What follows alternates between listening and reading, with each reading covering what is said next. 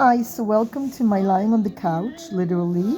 And I'm going to read you from the book Lying on the Couch by Irvin Yalom, who's a therapist. And this book addresses the topic of sexual misconduct. So there are different stories about how therapists cross the border. And I think today more than ever, it's so important to speak about this. So in this particular case, it's different cases. It's Carol, and she's remembering her experience as a student coming for help to a therapist who definitely crossed the border. So, and then afterwards he terminated the sessions. The next few weeks were nightmarish. She desperately wanted Dr. Cook and waited outside his office, hoping for some glimpse, some scrap of his attention. Evening after evening was spent dialing his number or straining to see him through the wrought iron fence of his enormous home on Prospect Street.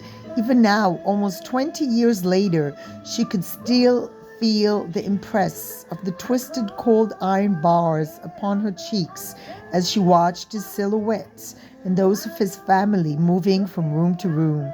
Soon her hurt turned to anger and to thoughts of retribution. She had been raped by Dr. Cook. A non-violent rape, but a rape just the same. She turned for help to a female teaching assistant who advised her to drop it. "You have no case," she told her. "No one will take you seriously. And even if they do, think of the humiliation, having to describe the rape, especially your participation in it, and why you freely returned for more rape week after week." That was 15 years ago. That was the moment Carol decided to become an attorney. In her senior year, Carol excelled in political science, and a professor agreed to write her a sterling letter of recommendation to law school, but insinuated strongly that he would expect sexual favors in return. Carol could hardly control her rage. Finding herself slipping once again into a state of helplessness and depression, she sought the help of Dr. Schweitzum, a psychologist in private practice. For the first 2 sessions, Dr. Schweitzum was helpful, but then he took on an ominous resemblance to Dr. Cook as he edged his chair closer and insisted on talking about how very, very attractive she was. This time Carol knew what to do and immediately stalked out of the office, yelling at the top of her lungs, "You scumbag." That was the last time Carol had ever asked for help. She shook her head vigorously as though to dislodge the images. Why think of those bastards now, especially that little shit Ralph Cook? It was because she was trying to sort out matted feelings.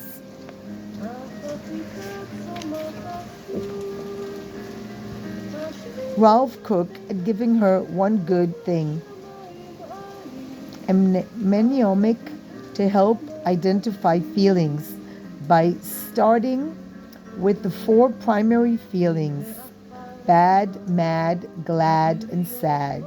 It had been helpful more than once. She propped a pillow behind her and concentrated. Glad she could eliminate immediately. It had been a long time since she had known glad. She turned to the other 3. Mad, that was easy. She knew mad. Mad was where she lived. She curled her hands into a fist and clearly and cleanly felt the anger surging through her. Simple, natural. She reached over and pounded Justin's pillow and hissed, "Fucker, fucker, fucker, when in the fuck did you spend the night?" And Carol knew sad too. Not well, not vividly, but as a vague, shadowy companion. Today she realized clearly its former presence by its present absence. For months she had hated the mornings, her waking groan as she thought about the day's schedule, innervation, her queasy stomach, her stiff joints. If that was sad, it had vanished today. She felt different this morning, energized, bristling, and mad. Bad? Carol didn't know much about bad. Justin often spoke of bad and pointed to his chest, where he felt the oppressive pressure of guilt and anxiety, but she had little experience with bad and little tolerance for those like Justin who whined about it. The room was still dark. Starting towards the bathroom, Carol stumbled upon a soft mound. A flip of the light switch reminded her of last evening's clothing massacre.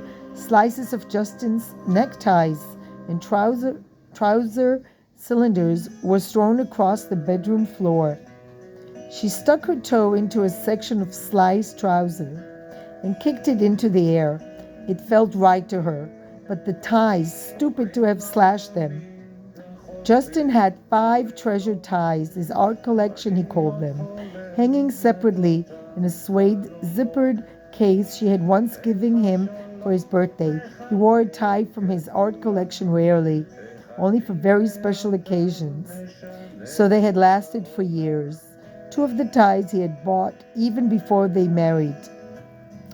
9 years ago, last night, Carol had destroyed all of his everyday ties and then started on the art collection ties.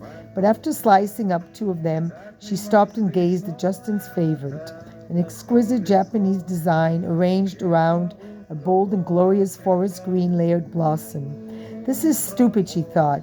There must be something more hurtful, more potent, that she could do with those ties. She locked it and the 2 remaining ones on top of the computer in her cedar chest. So this is about Carol experiencing abandonment by her husband and rage that came from a feeling of abandonment. So these are very interesting stories of people that either had been in therapy in the past or are in therapy, and how they're dealt with having the borders crossed by the therapist that they trusted. So I really recommend this book. And I think today we are further along. This book was published, I'll tell you the year, it's a bit yellow, when it was published. I guess it wasn't, people are not used to complaining about. It was published actually in 1996, that's a long time ago. And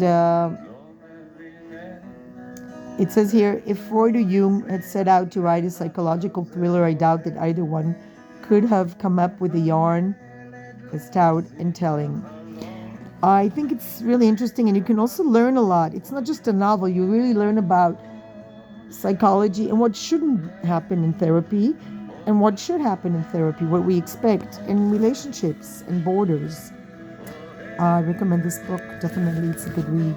But it's a little bit difficult because a lot of feelings come up, a lot of anger, and a lot of abuse. Peace, and love. And remember, the best therapist is sitting right here on the couch. He doesn't charge money, and he does respect borders, mostly.